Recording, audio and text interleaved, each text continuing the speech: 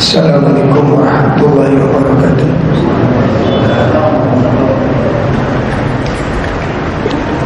Alhamdulillah alladzi khalaqakum walladzina min qablikum la'allakum tattaqun. Asyhadu an la ilaha illallah wahdahu la syarika lah wa asyhadu anna Muhammadan abduhu wa rasuluh. Ya ayyuhalladzina amanu taqullaha haqqa tuqatih wa la tamutunna illa wa antum muslimun.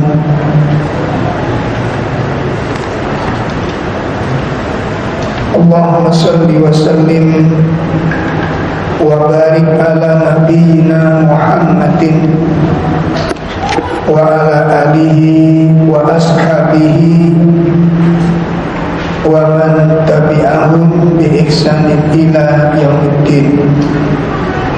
Amma ba'd. Khawatul kiram rahimani wa rahimakumullah. Semoga Allah Subhanahu wa ta'ala senantiasa menolong kita di dalam setiap kebaikan dan di dalam setiap ketaatan. Mudah-mudahan Allah Tabaraka wa ta'ala menjaga kita dari segala keburukan dan dari segala fitnah.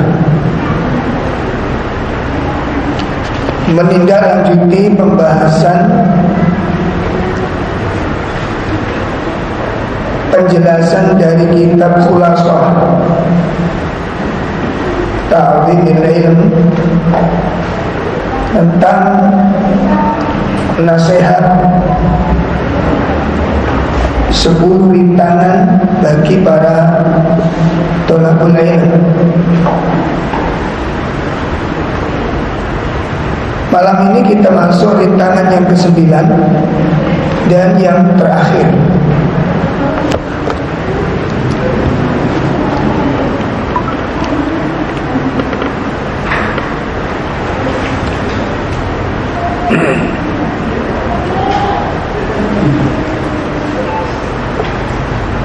Salah satu rintangan bagi thalabul ilm yang ke-9 adalah taswif. Sifat atau sikap at-taswif itu salah satu rintangan bagi para thalabul ilm. At-taswif. Apa itu at-taswif? At-taswif itu adalah menunda-nunda. Menunda-nunda. Jadi pantang para thalabul ilm secara khusus secara umum pada setiap kaum muslimin pantang membiasakan diri menunda-nunda satu kebaikan. Ya tidak pantas artinya. Tidak layak. Tidak patut bagi para thalabul ilm secara khusus secara umum kepada kaum muslimin membiasakan diri menunda-nunda amal. Jadi tidak patut, tidak pantas, tidak layak bagi seorang muslim membiasakan diri atau menjadi kebiasaan menunda-nunda amal. Kenapa? Karena itu bertentangan dengan syariat Allah.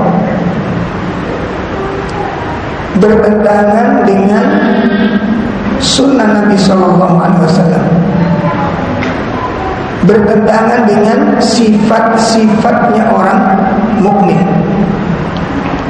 Ya, bertentangan dengan sifat-sifat orang mukmin. Karena orang-orang yang beriman, orang-orang yang saleh dari kalangan para nabi, para rasul, mereka adalah orang-orang yang senantiasa bersegera di dalam kebaikan.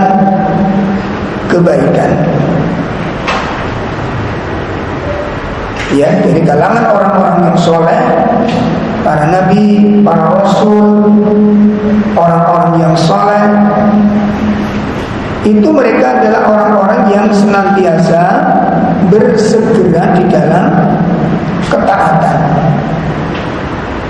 Tidak ada contoh orang-orang yang terbaik itu hobi nunda-nunda amal, itu tidak ada. Ya, jadi kalau kita sekarang ngaku-ngaku ahli sunnah, ngaku-ngaku mengikuti para sahabat, itu bukan sifatnya para sahabat, itu sifatnya para munafik. Ya, jadi tidak boleh menunda-nunda kebaikan, bukan sifatnya orang-orang yang beriman, bukan tabiatnya orang-orang yang bertakwa. Itu tabiatnya orang-orang munafik. Karena suka menunda-nunda itu merupakan bagian dari buah kemalasan. Sholat ditunda-tunda, baca Quran ditunda-tunda, dan kalau baca Quran tidak serius. Makanya perlu ada manajemen. Kapan waktu baca Quran, kapan waktu sholat, kapan untuk Allah, itu ada waktu. Jadi bukan dicampur aduk. Ya, seperti kalau kita sudah putuskan habis subuh baca Quran, sudah baca Quran sampai selesai. Mau jadi campur baca Quran, buka HP, baca Quran, itu gak adab namanya, gak beradab itu. Ya, itu gak beradab. Jadi saya sampaikan begini karena banyak di antara kita seperti itu. Ya, dicampur aduk. Jadi waktunya sama untuk Allah, ibadah untuk Allah sudah. Berkali-kali saya sampaikan, ada adzan, dengarkan adzan. Ada adzan, dengarkan adzan. Karena mulai dari mendengarkan istima' alal adzan, itu khusyuk itu dimulai. Sebab kalau waktu adzan ada perintah kita tinggalkan, maka berikutnya ketika akan kita taat itu dipalingkan hati kita oleh Allah. Ya, dipalingkan oleh Allah Subhanahu wa ta'ala. Maka para ikhwan sekalian, ibu-ibu, bapak-bapak, ini harus dijauhi kebiasaan menunda-nunda kebaikan. Sehingga nanti di dalam memperbaiki diri, apalagi kita mengatasnamakan kita hijrah, apalagi begitu, apalagi seperti itu. Nah, jadi mari kita lihat dulu ayat-ayat dalam Al-Quran yang menjelaskan bahwa sifat menunda-nunda itu bertentangan dengan syariat.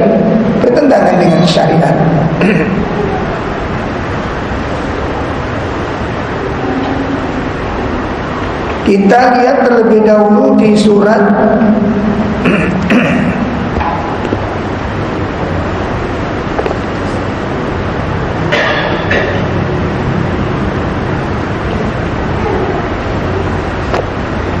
ya, kita buka surat Al-Hadid. Kita buka surat Al-Hadid, surat 57 ayat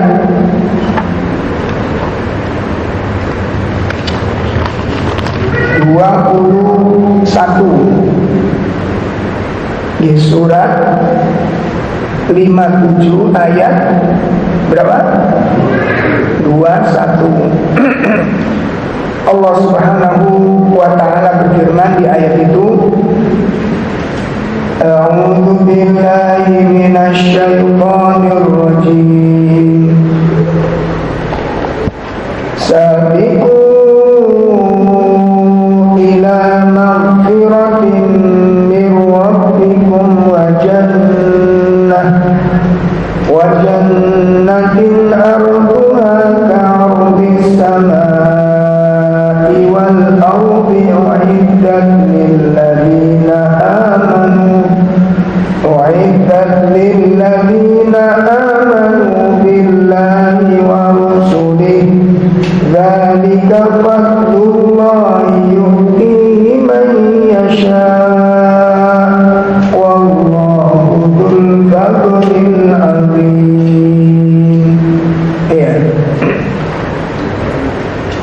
Berlomba-lombalah kamu untuk mendapatkan ampunan dari Tuhanmu dan surga yang luasnya seluas langit dan bumi, yang disediakan bagi orang-orang yang beriman kepada Allah dan Rasul-Rasulnya.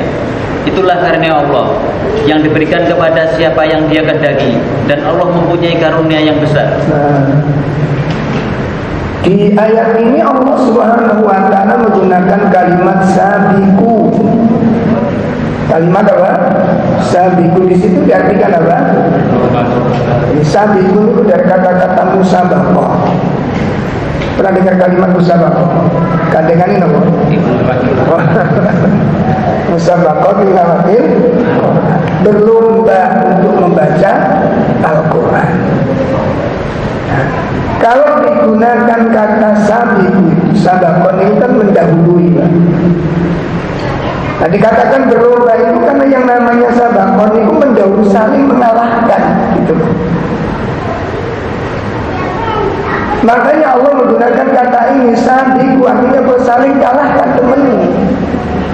Ojo sampai kalah karo liyane, bukan kelemer-kelemer.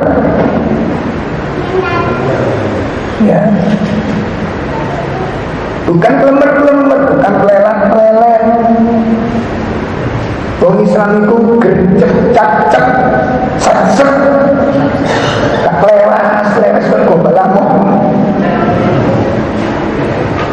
Saya lupa dikasih tawar belum lewas-lewas. Gemes saja gitu loh. Surga itu nggak bisa dicari dengan kemalasan, dan surga tidak diberikan kepada para pemalas. Tolong dicamkan baik-baik. Tidak diberikan kepada para pemalas.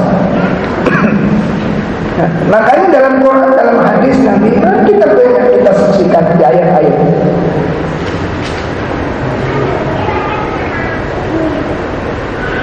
Ya, jadi Allah Subhanahu wa taala mengatakan sabiqu ila maghfirah min rabbikum wa jannatin 'arduha ka'ardis samai wal ardh. Di ayat ini Allah memerintahkan untuk bersegera berlomba-lomba dalam dua hal. Dalam dua hal. Bersegera dalam dua hal, berlomba-lomba dalam dua hal. Yang pertama adalah berlomba-lomba dalam menuju ampunan. Berlomba-lomba menuju ampunan. Artinya apa? Berlomba-lomba dalam taubat, berlomba-lomba dalam istighfar, berlomba-lomba mensucikan diri, berlomba-lomba dalam membersihkan jiwa, bersegera, enggak boleh berlambat-lambat dalam hal tersebut. Oh, ini ayat yang pertama. Ayat yang kedua yang memiliki makna yang serupa di surat Al-Imran ayat 133. Ya, surat Al-Imran surat 3 ayat berapa? 133. Di ayat itu Allah juga menjelaskan kalimatnya dengan redaksi yang sedikit berbeda. Dengan sedikit redaksi yang berbeda. Allah Subhanahu wa taala menggunakan kalimat wasari'u ila maghfiratin mir rabbikum wa jannatin arduhas samawati wal ardu u'iddat lil muttaqin. Dan bersegeralah kamu mencari ampunan dari Tuhanmu dan mendapatkan surga yang seluas-luas langit dan bumi yang disediakan bagi orang-orang yang bertakwa. Wasari'u, dan bersegera, cekak-cekak, ila maghfiratin mir rabbikum, menuju ampunan Allah, menuju ampunan Rabb kalian, wa jannatin, dan menuju surga. Berarti dua hal ini tidak boleh berlambat-lambat. Tidak boleh berlambat-lambat dalam dua hal. Yang pertama dalam menuju ampunan, yang kedua dalam mendapatkan surga, mendapatkan pahala, beramal soleh. Kita sudah temukan dua ayat perintah dari Allah Subhanahu wa Ta'ala. Perintah dari Allah Subhanahu wa Ta'ala untuk menuju dua hal ini. Pertama, menuju ampunan. Yang kedua, menuju dari mendapatkan pahala. Apa rahasianya? Nanti kita lihat ulang. Sekarang kita lihat perintah dari hadis. Perintah dari hadis. Hadis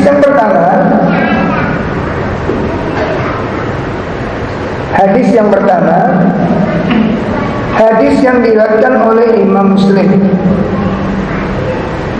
Hadis yang diriwayatkan oleh Imam Muslim.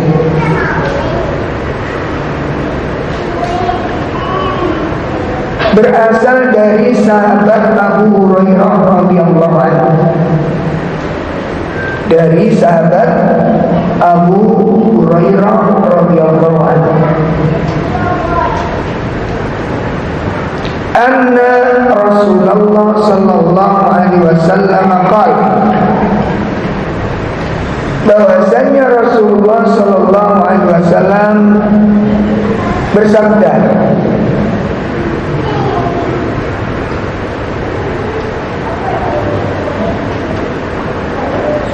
badiru bil a'mal as-salihah, badiru bil a'mal as-salihah, bersegeralah kalian untuk melakukan amal-amal soleh. Bersegeralah kalian untuk melakukan amal-amal soleh.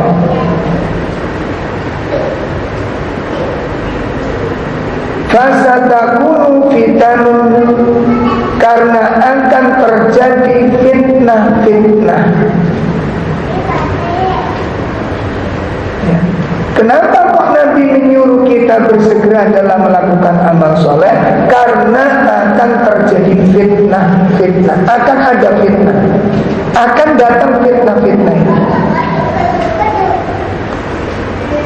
Yang mana fitnah-fitnah itu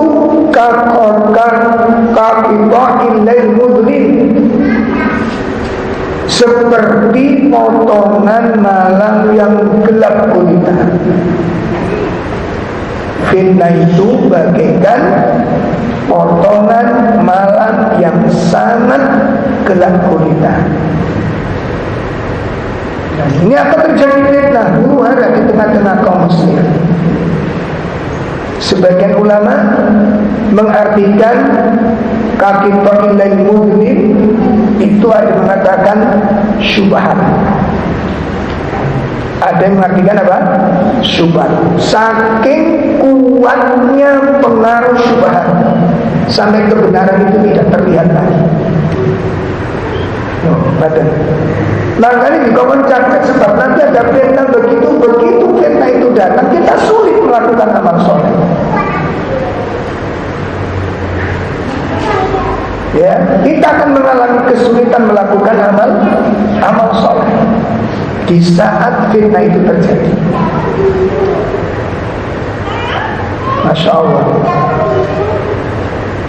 Kemudian yang kedua mengartikan qata'inal muslim itu adalah apa? Fitnah yang menimpa kaum muslimin terjadi perang saudara. Sebagaimana disebutkan oleh sahabat, oleh Imam Hasan Al-Basri, di mana beliau mengatakan yusbihur rajulu, Nabi mengatakan yusbihur rajulu mu'minan wa yumshi kafiran. Dampaknya luar biasa. Pagi hari orang itu masih mukmin, sore berubah menjadi kafir. Pagi masih beriman, masih syahadat, masih sholat, masih ngaji, sore murtad sudah. Ini akan terjadi fitnah seperti ini. Loh, ini kita kurang bersama saya cegah serius. Kita termasuk nanti. Itu pengaruhnya kuat.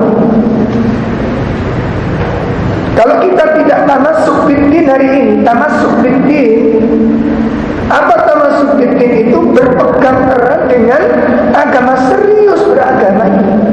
Sholat serius, ngaji serius, ojo angger. Kalau enggak, nanti kita tergeser, disingkirkan oleh Allah. Hati-hati, hati-hati. Itu ada imbas. Makanya kesungguhan itu ditambahkan di dalam beribadah. Ya seperti, makanya ketidakseriusan itu nampak dari menunda-nunda. Lalu nunda-nunda itu senengannya apa? Senengannya kerja atau santai? Senengannya apa? Dia akan dipikirkan oleh Allah. Hati-hati. Ya. Orang santai-santai yang hobi santai-santai itu nggak suka disibukkan dengan ketaatan, tidak suka disibukkan dengan amal-amal soleh. Itu nanti akan disingkirkan oleh Allah. Sebagaimana Allah Subhanahu Wa Taala telah jelaskan. Ya, maka kita tidak boleh sembarangan dijaga iman ini, dijaga ketaatan, dijaga iman keyakinan. Akan terjadi seperti ini kata Nabi, yusbihur rajulu mu'minan wa yumshi kafir. Pagi hari dia masih beriman, sore hari dia telah berubah menjadi kafir. Apa kata Imam Hasan Al-Basri? Pagi hari dia masih beriman bersaudara, sore sudah perang saudara dan saling membunuh terhadap sesama kaum muslimin. Wa yumsi mu'minan, sore hari masih beriman, wa yusbih kafiran, pagi hari orang berubah sudah menjadi kafir. Dan perhatikan, nah ini yang tadi saya sampaikan, yabi'u dinahu bi'aradin minad dunya. Pada saat itu banyak dari kalangan kaum muslimin menjual agamanya dengan sepotong urusan dunia. Kenapa? Karena Allah tidak menjaga dia. Allah tidak menjaga dirinya. Oh, ini hadis yang pertama tentang anjuran apa? Anjuran apa? Bersegera di dalam amal soleh. Yang kedua, hadis yang kedua dari Ibnu Umar radhiyallahu anhu. An Ibni Umar radhiyallahu anhu, dari Ibnu Umar, putranya Umar. Dia bercerita, akhadha Rasulullah sallallahu alaihi wasallam bimankibi. Ya, suatu hari Nabi memegang pundakku. Jadi salah satu kebiasaan Nabi itu kalau mau ngajak bicara sama sahabat-sahabat itu, ada yang dipegang, ada yang dipanggil, ada yang disentuh. Itu kebiasaan. Seperti ketika mau ngasih nasihat Abu Hurairah, ya Abu Hurairah dipegang pundaknya. Ada yang dibonceng. Gak ada yang ini menunjukkan apa? Nabi itu sangat akrab dan sangat dekat. Dan itu metodologi memberi nasihat. Metodologi memberi nasihat dengan anak-anak kita, begitu caranya. Begitu caranya. Kenapa? Karena dengan membangun komunikasi, namanya membangun komunikasinya terlibat. Ya, itu menjadikan nasihat itu lebih terasa. Lebih apa? Terasa. Jadi kalau saya dengan keluarga saya, ini kita praktekkan ini, subhanallah, pengaruhnya luar biasa. Jadi kami ada dua cara memberi nasihat anak-anak itu. Yang pertama sifatnya santai. Jadi santai itu sambil main-main, sambil bulu tangkis, sambil ngobrol. Apa tadi ini? Nah, kita santai beri kita sampaikan. Atau kadang-kadang lagi makan pangsit, makan bakso, ya, makan nasi di warung. Oh, santai, masuk nasihat. Ini yang sifatnya umum. Ini sifatnya umum. Ada pun nasihat-nasihat secara khusus tentang membentuk karakternya, menghilangkan kebiasaan buruknya. Ini ada waktu khusus. Ini ada waktu khusus. Ya, jadi nanti minta waktu, nanti jam berapa nanti kita ngobrol. Kita siapkan waktunya. Dengan waktu sekian cukup untuk ngomong sama dengan serius. Fokus satu masalah. Mungkin ada kebiasaan yang tidak baik. Ya, dan itu kita biasakan.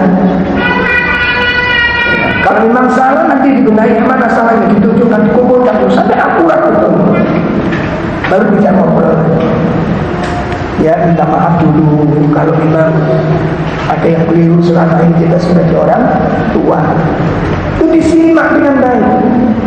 Dan jangan lupa ibu bapak. Nah, ini kayaknya belum biasa. Kalau kita nasihati anak itu usahakan wudu dulu. Jangan udah biasa begitu. Kesuwen. Sholat dulu, baca Quran dulu. Kenapa? Supaya kalimat ini memiliki pengaruh ke hatinya anak. Jadi kita baca Quran ini wasilah. Kita sholat wasilah, kita zikir wasilah.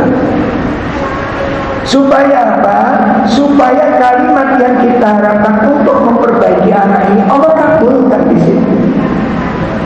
Bukan kita yang merubah anak-anak ini, kudu kita ini kudu dipahami Pak Ibu. Sing merubah anak-anak itu Allah, kita nggak punya kemampuan merubah. Saya dipahami. Kita nggak punya daya untuk merubah dandani perbuatan sing elek, ngandani sifat-sifat yang kurang baik. Bukan kita nanti yang merubah itu Allah Subhanahu wa ta'ala. Yang bolak-balikkan hati itu Allah Subhanahu wa ta'ala. Makanya libatkan Allah sebelum kita memberi nasihat. Semenjak kita baca kisah-kisah ulama-ulama dulu itu, ya, terkait nulis materi itu dulu, sholat dulu. Subhanallah. Loh, sampai segitu Pak. Saking inginnya apa, makanya beda rasanya. Coba kalau saya bacakan, telah berkata Imam Hasan al-Basri. Saya ngomong, yang ngomong saya, tapi pikiran aku tidak mungkin mengatakan itu dari saya. Gimana? Loh gimana? Ketika saya katakan ini berkata Imam Ibnu Qayyim, maka yang Anda dengarkan itu adalah perkataan Imam Ibnu Qayyim, kuat pengaruhnya ke dalam hati. Ada seorang ulama ketika namun itu dimintai nasihat, ya Imam, bisa kasih minta nasihat kepada Anda. Akhirnya dikasih waktu sama Imam. Oke, nanti jam sekian kita ketemu. Sebelum ketemu, ulama ini berwudu dulu. Dan santrinya tahu bahwa imam ini berwudu karena akan memberikan waktu sharing, memberi nasihat kepada salah satu jamaahnya yang punya masalah. Akhirnya santrinya nanya, ya Imam, haruskah Anda berwudu hanya sekedar untuk sharing? Apakah Anda berwudu untuk memberi nasihat oleh jamaah. Apa jawabnya? Iya. Kenapa? Karena kemungkinan di dalam nasihatku nanti itu aku membaca ayat-ayat Al-Quran. Masya Allah. Karena nasihatku nanti aku membaca ayat-ayat Al-Quran. Termasuk ibu-ibu, bapak-bapak ketika akan diskusi sama suami istri membicarakan persoalan penting, mungkin terjadi khilafiyah. Oh, khilafiyah itu ya fikih maksud. Jadi khilafiyah. Ya, terjadi perbedaan pendapat suami istri. Mana saling mendoakan apa enggak? Pakai doa enggak? Hah? Apa yang kita harapkan diskusi ini? Debat, cekcok ini apa yang diharapkan? Ayo, ini kebiasaan ini. Kenapa? Karena ingin mendapatkan kebaikan. Ingin mendapatkan apa? Kebaikan. Bukan kepuasan. Ingat-ingat. Bukan kepuasan, tapi kebaikan. Oke? Nah, inilah yang disebutkan oleh. Mari kita simak lagi. Jadi dari Ibnu Umar mengatakan, jadi Nabi SAW memegang pundaknya Ibnu Umar. Lalu Ibnu Umar berkata, faqala Rasulullah SAW, Nabi bersabda, kun fit dunya ka'annaka gharibun aw abiru sabil.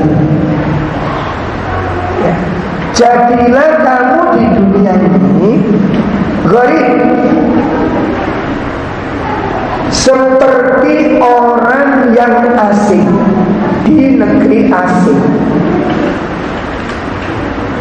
Perhatikan, jadilah kamu di dunia ini seperti orang yang asing ada di negeri asing. Posisikan dirimu di dunia itu seperti itu, seperti saat engkau merantau. Merantau itu menetap atau sementara? Dalam jangan salah gunakan waktunya. Tuh, ini kena yang dalam bahasa. Ada semua bahasa. Ya Allah, enak banget. Adalah istilahnya orang-orang mukmin kata, idza waqa'a qadamahu fil jannah. Imam Ahmad radhiyallahu rahimahullah katanya, ya Imam mata ladzatur rahah lil mukmin. Kapan orang mukmin itu bisa menikmati istirahatnya? Kalau kita kapan? Pas liburan. Ngomong liburan, jalan-jalan. Sedikit jalan-jalan dikurangi.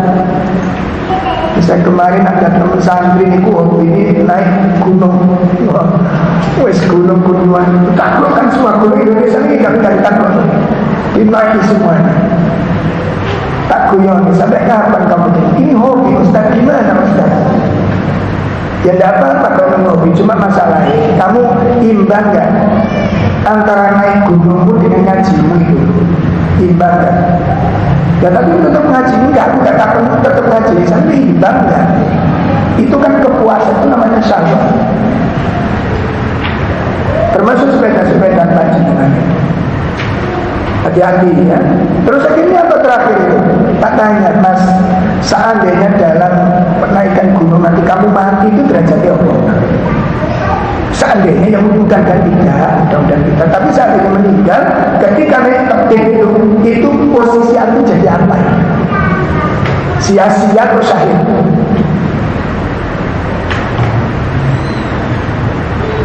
Akhirnya terakhir saya sampaikan, antum ini malu mesti.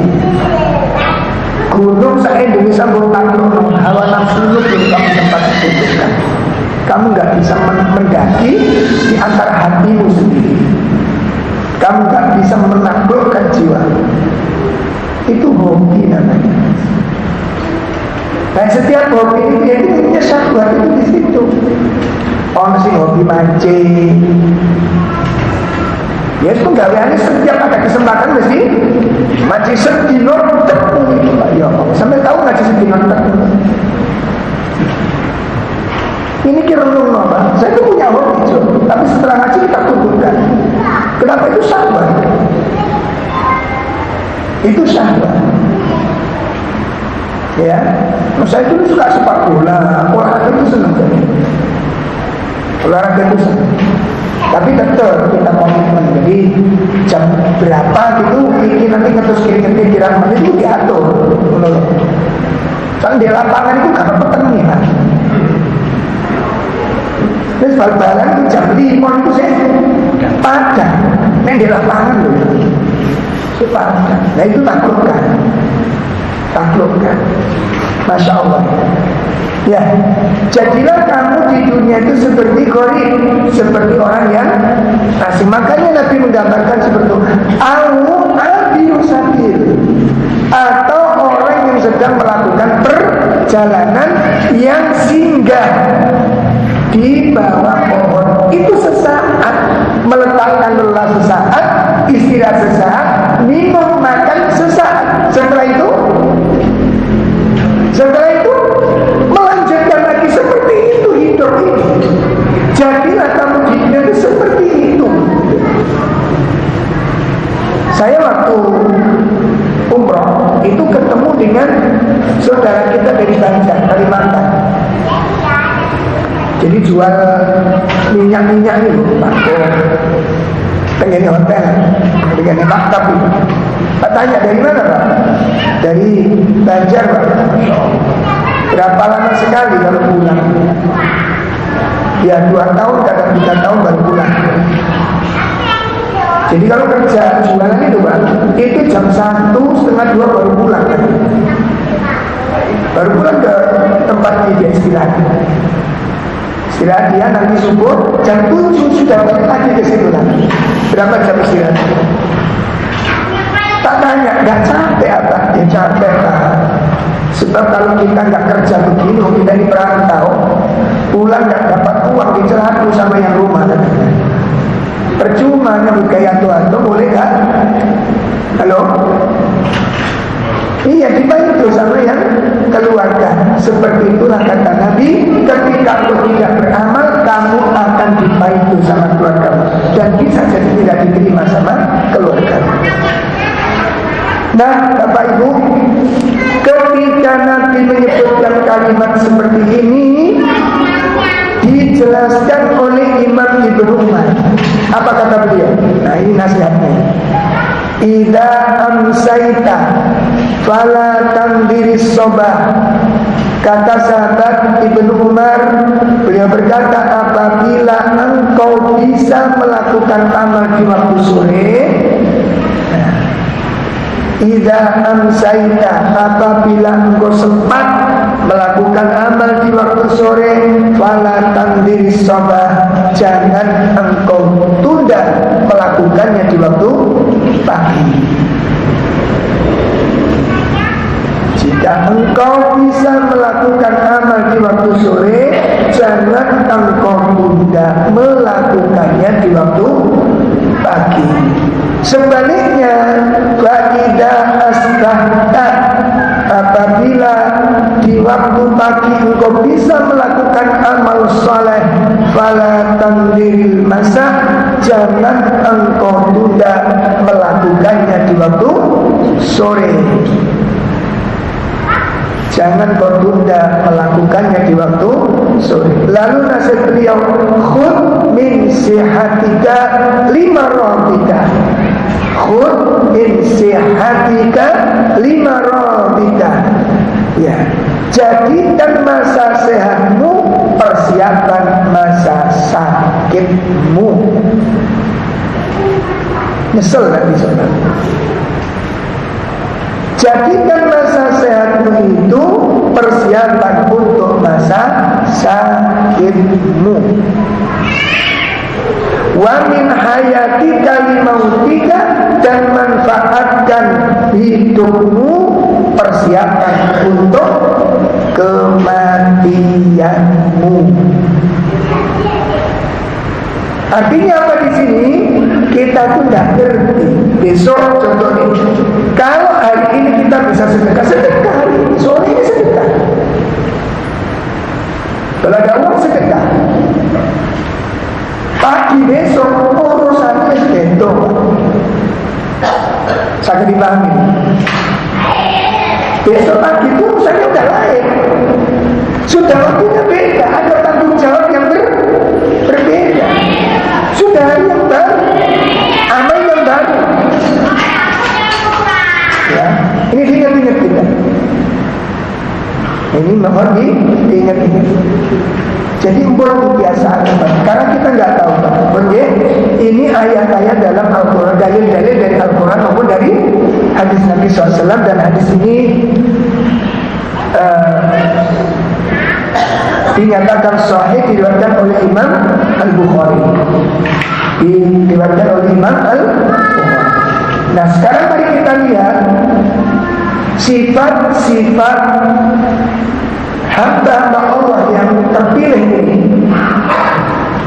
baik dari kalangan para nabi atau orang-orang soleh,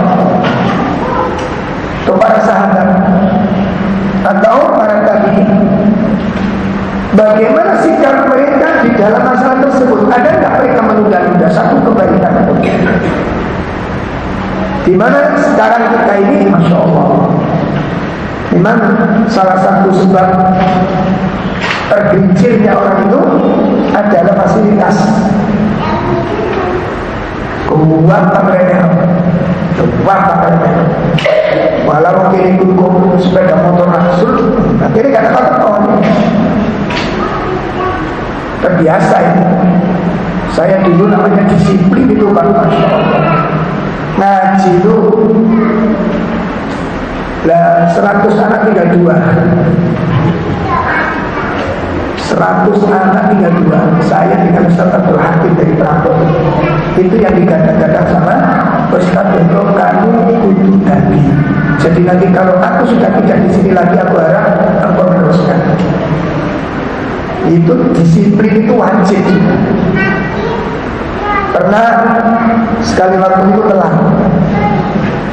sudah dilatih-latih sama Ustaz. Besok pagi sholat subuh di sini ya. Insyaallah Ustaz. Qadarullah itu pas tani pas ada. Lah konco lagi kan Hakim. Nomor ya Allah sebuah warga kali ini. Iya, jadi pas bukan itu mesti saya sholat di rumah kan, sholat di masjid rumah gitu, dan di rumah, dan di tempatnya peserta, jadi madrasah, jadi madrasahnya.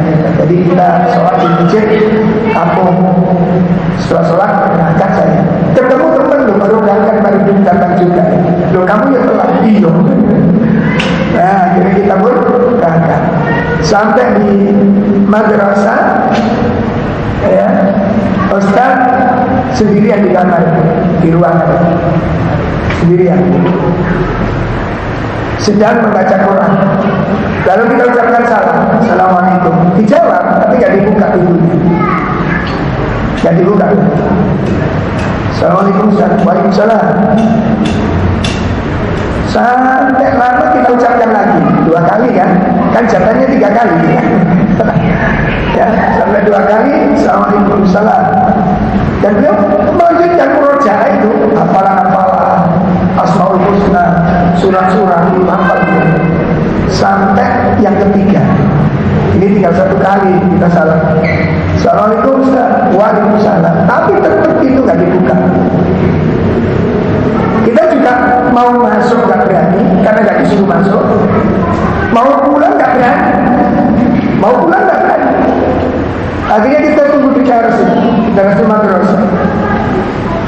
Begitu jam 6:04 sinar matahari sudah mulai naik, itu dibuka, libur. Saya pulang nangis saja.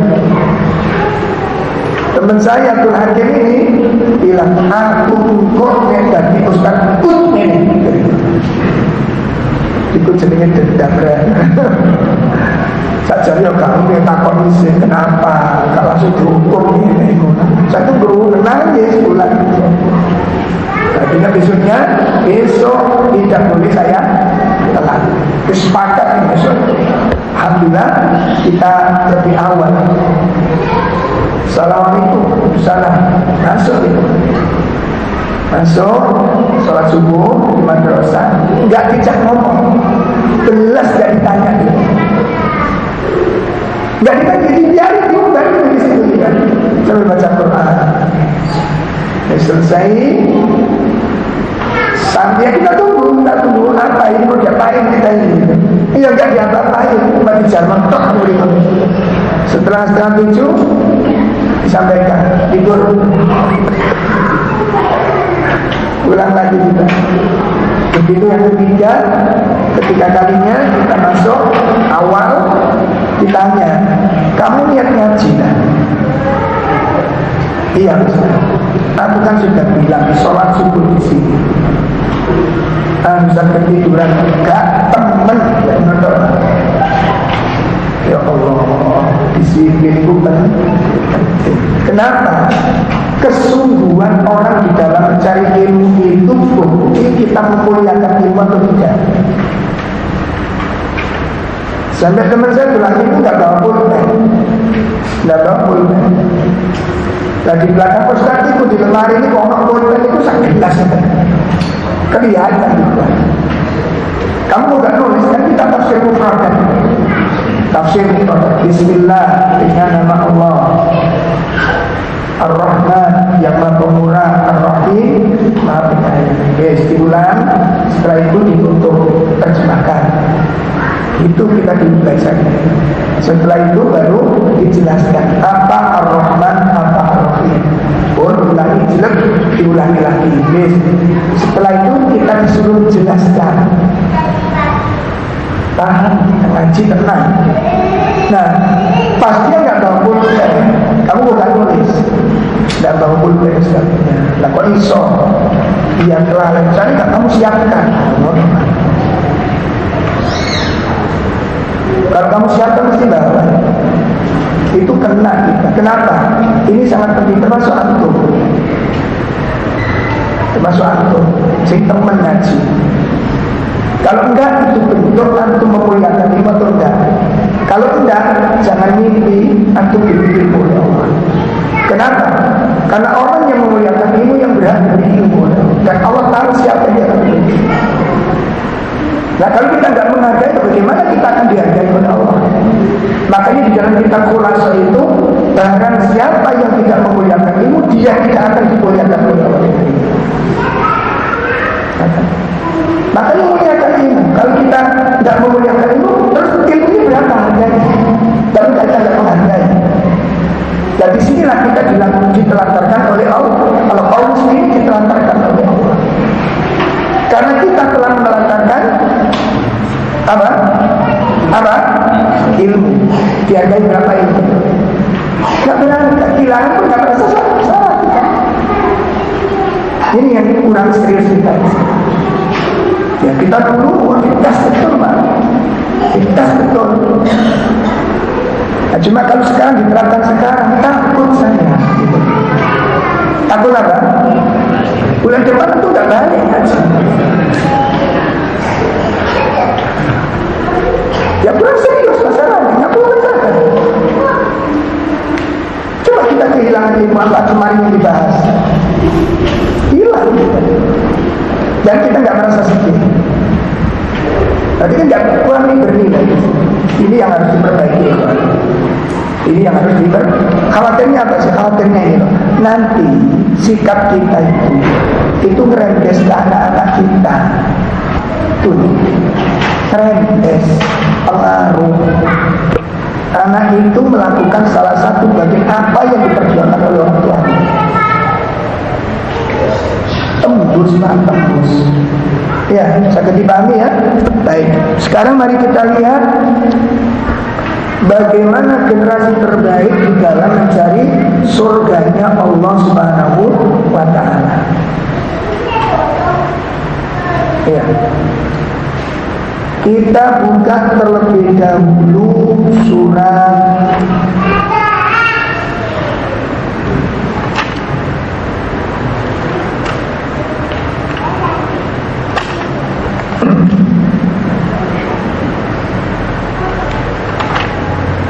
Al-Mutaffifin, surat Al-Mutaffifin.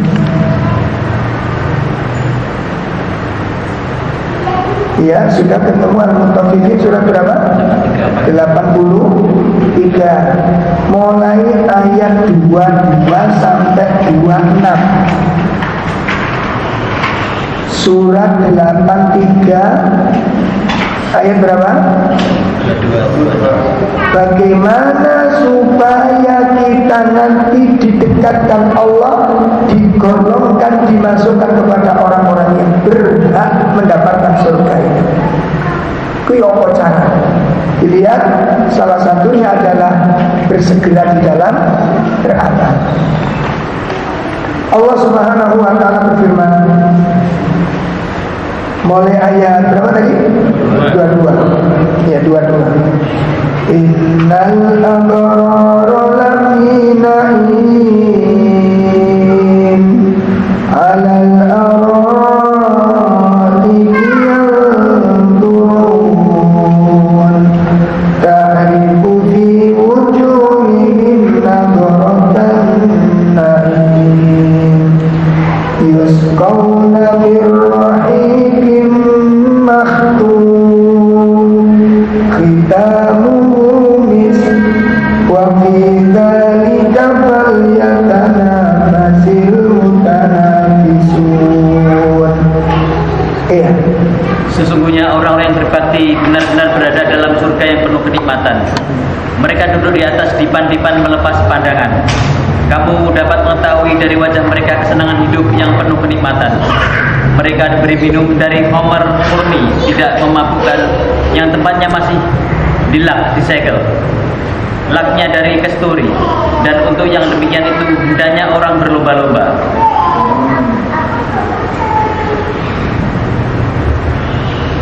Allah Subhanahu wa taala menyebutkan kenikmatan. Ya, kenikmatan.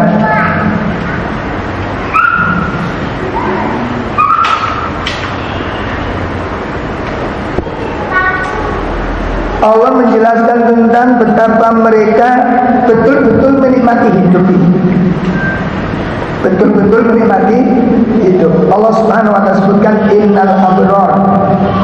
Sesungguhnya al-abrar, orang-orang yang berbakti, lafi na'im, itu benar-benar berada di dalam surga yang dipenuhi dengan kenikmatan.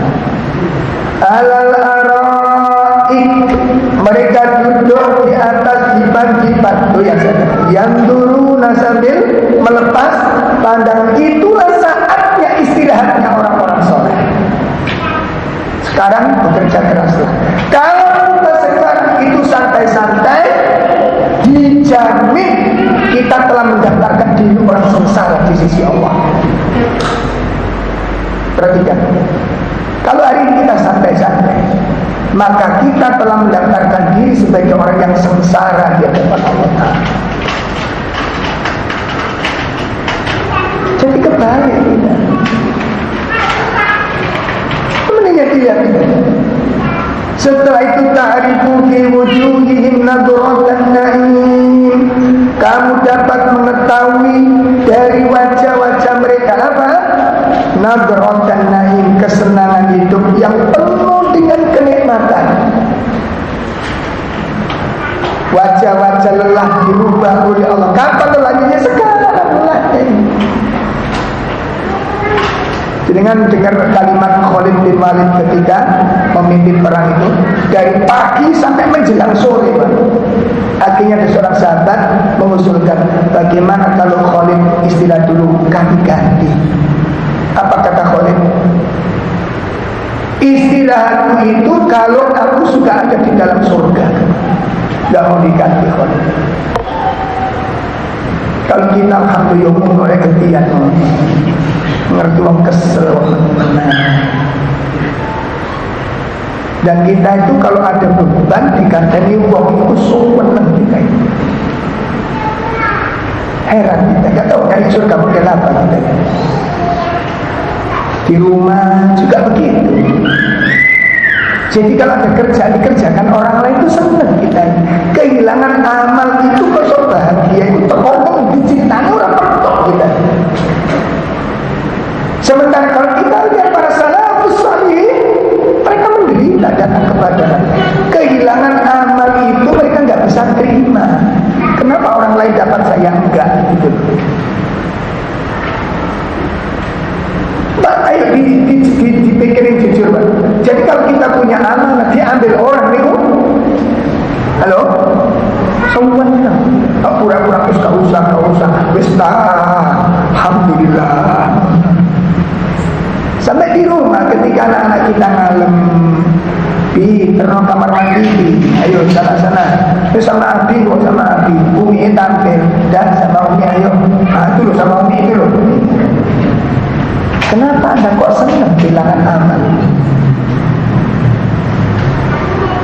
Bukankah itu saat yang paling dahsyat Anda tampil sebagai seorang ayah? Apa yang dahsyat?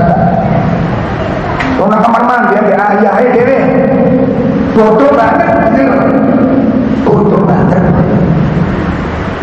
Ngerti tahu kebodohannya di mana kita? Itu momen yang langka, momen yang dahsyat Anda sia-siakan. Saya paling senang kalau dimintai anak, paling senang saya. Kenapa? Itu momen yang paling langka. Apa kelangkaannya dan keutamaannya? Menyampaikan ilmu, menyampaikan ilmu kepada anak-anak. Ya nanti diamalkan, setiap anak beramal saya dapat pahala dari itu. Tidak ketemu berpikir apa yang dunia rubah. Orang-orang mukmin itu merubah rubah itu menjadi kesempatan pahala.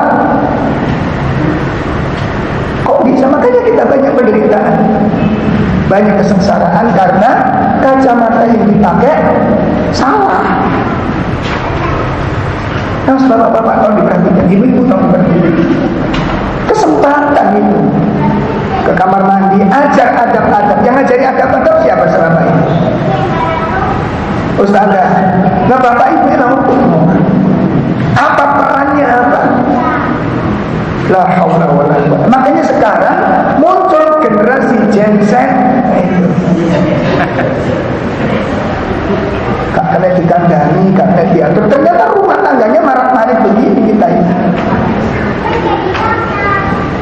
Nah, mas perhatikan ini. Saya setuju.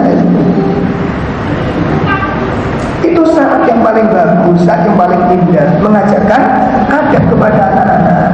Masuk kamar mandi, ayo diawasi. Kaki mana kok lupa? Masuk kamar mandi mana? Kaki mana? Kaki kiri mana? Kaki kiri. Nah, bagus. Doanya gimana? Itu tugasnya wong tua. Besok masuk mandu aku sebenarnya nggak mandu. Saya setuju. Laksanakan sudah. Tawarkan diri kita. Surga itu dicari, bukan surga yang mendatangi kita yang nyari.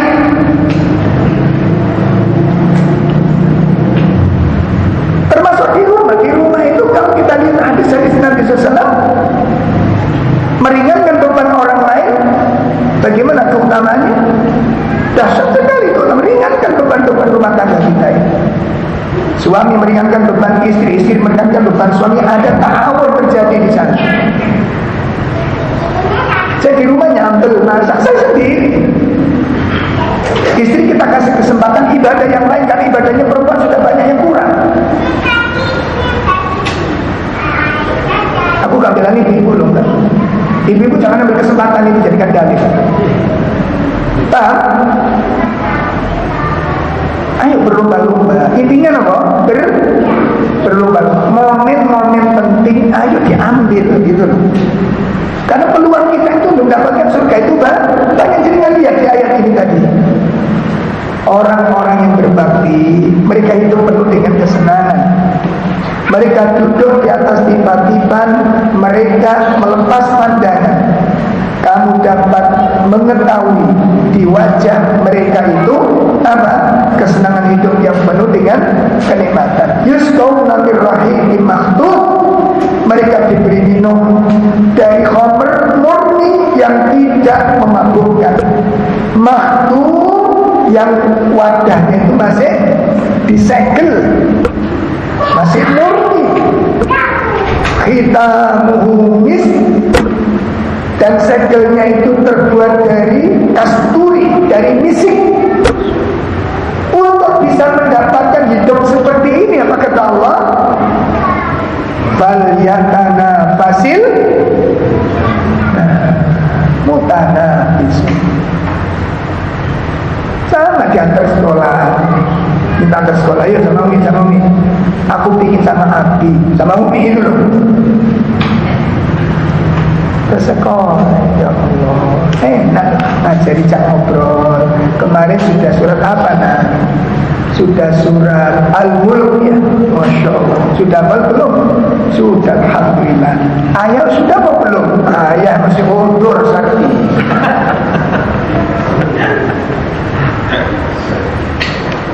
Hebat ini orang tua hebat kita, Insya Allah.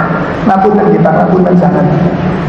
Saya matur begini agak keras ini tadi karena di sekolah-sekolah kami temukan anak-anak bermasalah akhlaknya. Kenapa? Anda tahu nggak? Rahmat dari orang tuanya kurang. Itu masalahnya. Kita belajar psikologis kurang terus terang. Makanya kita bahas kenakalan siapa? Orang tua. Mengatasi kenakalan orang tua. Akhirnya nggak terima. Ya terus terang, tapi itu fakta. Ya kami bahas itu fakta. Berdasarkan kasus-kasus yang kita temukan di lapangan. Di sekolah-sekolah Islam yang kita temui, di pondok-pondok pesantren itu banyak anak-anak bermasalah. Anda sudah merancang. Jadi kan kalau tahu saya masuk grupnya anak-anak SMP, SMA, saya masuk di grupnya, nggak ada yang tahu. Cerita antar teman itu, nopo saran teman yang lain, supaya kamu bebas, nggak di pondok, bahkan dikeluarkan. Caranya tuh gampang, rek, ngegai. Di tengah pondok pesantren sunnah sudah ada yang usul ngegai, pasti cepat dikeluarkan kamu.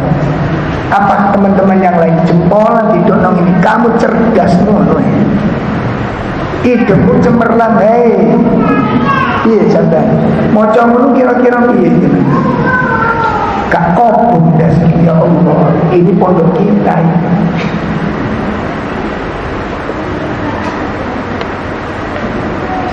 Gak main-main. Kita usung, kita runtut, siapa dia, anak mana dia ini, siapa dia, oh ini, itu anak bermasalah, orang tua bermasalah. Sampai orang tua ini kuras dendam, tapi mantelnya ditumplek dan pondok, mempengaruhi yang lain. Akhirnya anak-anak yang orang tuanya baik ketularan. Betul. Dan ini makanya itu lambat sampai sholat malam itu untuk dijogo ibu, dijaga. Untuk apa ya Allah? Dengan aku menjaga sholat tahajudku, jagalah anak-anakku di pondok itu. Aku jaga baca Quranmu ya Allah, aku jaga anak-anakku di pesantren. Karena di dalam pesantren nggak semuanya anak itu baik, Pak. Saya sendiri melakukan hal itu. Saya paham betul. Sambil apa? Ketua yang nakal, aku mau coba Quran. Anakku nakal, aku sholat sunat tambah. Kenapa? Supaya anak saya dijaga oleh Allah melalui amal soleh. Sama, anak kita sama, Pak. Pemikirannya Ustaz mesti lurus, dan berdoa. Kita sama-sama diuji oleh Allah. Ayo dijaga anak kita. Saya dipahami ya. Ngerti Pak? Supaya nanti anak-anak kita ini hatinya dijaga oleh Allah, supaya nggak nyenengi orang-orang yang nggak benar, gitu loh. Dan supaya dijauhkan oleh Allah dari orang-orang yang juga tidak benar. Kalau kita menjaga, anak kita pun akan dijaga. Bukan karena kita telah mengatakan ikhfatillah ya, maka jagalah Allah, maka Allah akan menjaga. Nah, Allah menjagamu itu termasuk menjaga keluarga anak-anak kita. Di luar sana nggak mungkin kita mengawasi. Nah kan, belum yang bullying itu, Masya Allah. Makanya Ustaz sinten yang dari Jawa Tengah ini, sinten ibu, kenal ibu ya? Yang dari Jawa Tengah ini, sinten? Nampak itu Abdullah Zain. Nah, itu menekankan itu kan fakta di lapangan menekankan. Insya Allah. Makanya kalau kita mulai kecil sudah mulai kita lihat, ada kemarin kelas 4 sudah mulai ada tanda-tanda menyenangi sejenis, sudah ada kelas 4. Allah, kenapa? Ternyata itu tadi kurang mendapat apa dengan orang tua. Maka dia mencari orang yang mencintai dia. Dia mencari orang yang menyenangi dirinya. Dia membutuhkan orang yang perhatian kepada dirinya. Ternyata yang ngasih perhatian sejenis, dia nggak peduli. Yang penting aku dapat apa yang aku butuhkan. Itu artinya. Ini saya setuju.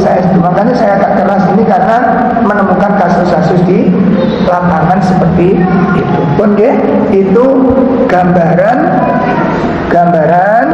generasi yang dimuliakan oleh Allah Subhanahu wa ta'ala. Jadi mereka untuk mendapatkan surga yang demikian hebatnya, mereka akan dapatkan itu. Mereka peroleh surga yang mulia itu dengan cara apa? Wal yatanafasil mutanafisun. Surga yang begitu menakjubkan, santai-santai, duduk penuh dengan kelezatan, saling memandang, melepas pemandangan yang luar biasa, itu mereka dapatkan. Wal yatanafasil mutanafisun. Kemudian kita lihat di surat yang lain, surat Al-Mu'minun, surat Al-Mu'minun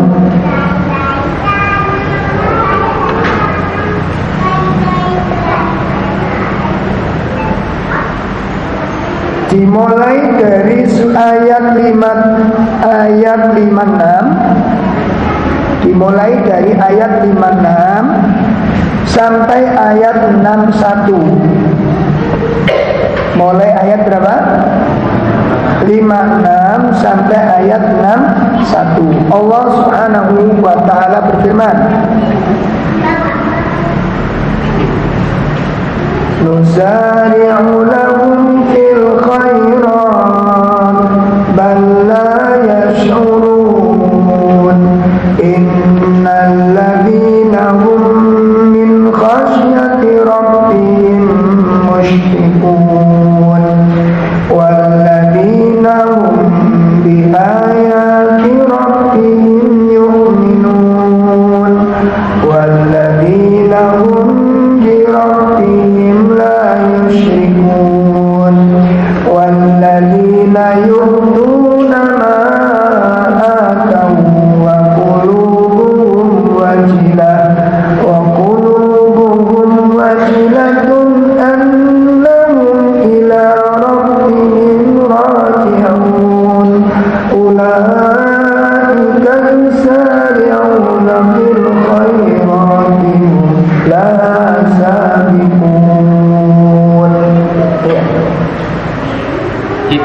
berarti bahwa kami bersegera memberikan kebaikan-kebaikan kepada mereka.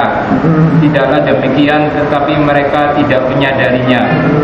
Sesungguhnya orang-orang yang sangat berhati-hati karena takut azab Tuhannya, orang-orang yang beriman dengan tanda-tanda kekuasaan Tuhannya, orang-orang yang tidak mempersekutukan Tuhannya, dan orang-orang yang melakukan kebaikan yang telah mereka kerjakan dengan hati penuh rasa takut, karena mereka tahu bahwa sesungguhnya mereka akan kembali kepada Tuhannya. Mereka itu bersegera dalam melakukan kebaikan-kebaikan, dan merekalah orang-orang yang lebih dahulu memperolehnya. Yusari'una fil khairat. Kemudian kita lihat dalam sebuah hadis yang diriwayatkan oleh Imam Bukhari Muslim. Diceritakan oleh sahabat Jabir radhiyallahu anhu,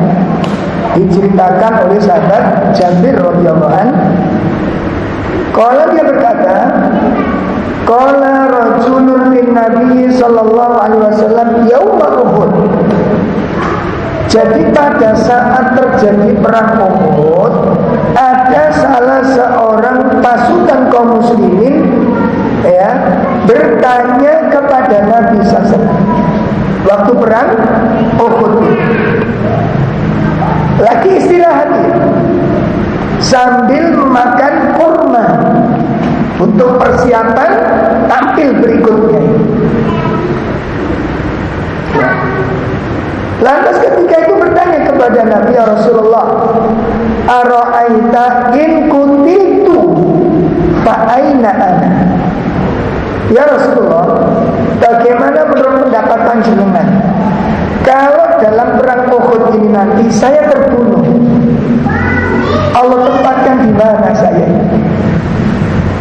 Ya Allah, lagi santai makan kurma ya. Nanya kepada Nabi, pendapat anda, pandangannya gimana ya? Kalau sampai saya terbunuh di perang ini, saya ditempatkan Allah di mana? Di mana tempat saya di mana? Nabi menjawab, fil jannah. Kalau kamu benar terbunuh di perang Uhud ini, surga tempatmu. Apa yang dilakukan dia? Begitu mendengar bahwa kalau dia terbunuh di tempat ini surga tempatnya, apa dilakukan? Fa'al qatamarotin kunna biyadi. Dia berdiri, korma yang ada di tangannya ini dibuang. Korma yang ada di tangannya ini apa? Dibuang. Summa qatala hatta qutila. Begitu selesai dibuang, dia lari menuju peperangan untuk perang, dan dia terbunuh di tempat itu. Apa kata para ulama? Kalau dia nunggu ngetek sing di tangan kesuwen, itu para sahabat, para salaf di dalam mencari surga.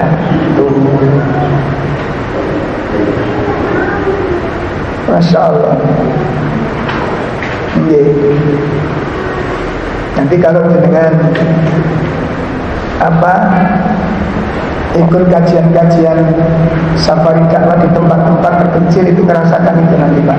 Jadi makan tengok-tengok itu enak rasanya. Bukan kopi. Seret. Dulu sebelum corona itu kita satu hari sama dokter Andai 7 tempat kita. 7 tempat.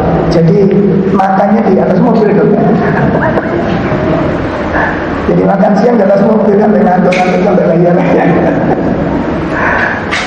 Merasakan nggak bisa karena waktunya langsung cek langsung cek, bukan sarapan betul komper. Sarapan ya sambil naik mobil sambil ngemil. Alhamdulillah berjalan sampai beberapa tahun kemudian kedatangan tamu itu corona. Baik bapak-bapak ibu-ibu sekalian, maka ini satu penyakit bagi seorang muslim, apa tadi? At-tasbih. Apa tasdid tadi? Menunda-nunda amal, menunda-nunda kebaikan, bersantai-santai dalam dalam ketaatan, ini hendaknya kita benahi.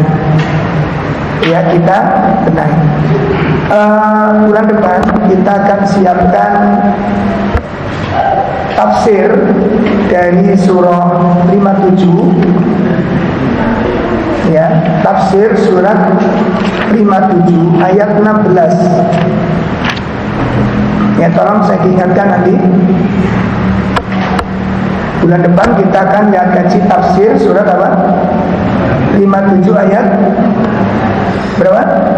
16 ya, ayat 16. Surat 57 ayat 16. Asbabun nuzul ayat ini. Ya, asbabun nuzul ayat ini ceritanya apa? Sahabat-sahabat itu klewas-klewes ceritanya. Tahu klewas-klewes ya? Klewas-klewes. Nah, ini asbabun nuzul ayat ini begitu. Sampai kemudian Allah menurunkan ayat ini sebagai teguran. Gitu. Makanya di rumah juga begitu ya, kita ada tetangga sakit, cekat-cekat bergerak. Ya, cekat-cekat membantu. Ya, ada tetangga sakit, kunjungi dia, tanyain sudah minum obat atau belum. Kalau belum, belikan. Begitu loh, belikan. Itu kesempatan yang baik. Ya, insyaallah ini, dan kita akan jadi ada dua pembahasan. Ini melanjutkan materi ini, taswir ini, yang menunda-nunda. Yang terakhir, yang ke-10, yakni apa? Turun amal. Apa? Penyakit yang ke-10 apa? Turun amal, panjang angan-angan. Itu penyakit kolbu, panjang angan-angan. Ya. Baik, kita cukupkan sampai di sini kajian kita. Akan kita bahas kelanjutannya di pertemuan yang akan datang. Mohon maaf atas materi yang mungkin agak keras ya, tapi ini demi kebaikan agar anak kita, keluarga kita juga diselamatkan oleh Allah Subhanahu wa Ta'ala. Dan kita tidak, hari ini kita temukan di beberapa masjid taklim sunnah itu sudah kena penyakit ini ya, kena penyakit yang kurang baik. Di masjid-masjid sunnah juga demikian, kita temukan kurang baik. Dari mulai ada lagu ini kurang diperhatikan, itu mulai menjangkit kita, harus segera dibenahi supaya, karena penyakit itu kalau nggak segera diobati, pripun? Merantau, membawa keburukan yang lain. Baik, sampai di sini. Subhanakallahumma wa bihamdika, asyhadu an la ilaha illa anta, astaghfiruka wa atubu ilaik. Assalamualaikum warahmatullahi wabarakatuh.